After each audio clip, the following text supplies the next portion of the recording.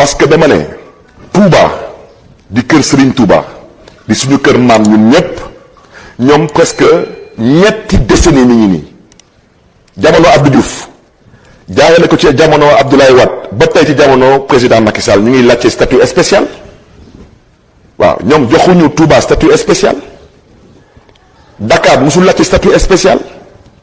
te tey suñu doon xool tey ci ay dëkk yu nga xam ne ñoo gën a jekk ci statut spécial dañu waxtaan suñu biir te yàlla tax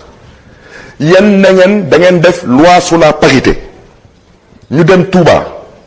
yéen ñu ngeen xam ne yéen ñaa leen def loi sur la parité yéen ngeen xam Touba nu mu tëddee ñëpp Sénégal ñëpp xam Touba nu mu tëddee est-ce que parité amoon na Touba am déet musu fa am parité parce que Touba nangul nañ leen lu ñu doon ñoom yàlla moo leen fal kan moo ngaang Sénégal ne Touba amul parité kon nag su ngeen di wut dëkk bu soxla statut spécial wallaay Touba moo gën a jekk Dakar fuuf ci statut spécial ñëpp xam nañ ko Touba Serigne Touba su yëkkatee ay kaddu ne fii kenn du fi politique amul kenn ku nga xam ne ni repp nga mën a daa yaa ngi dem Touba def fa politique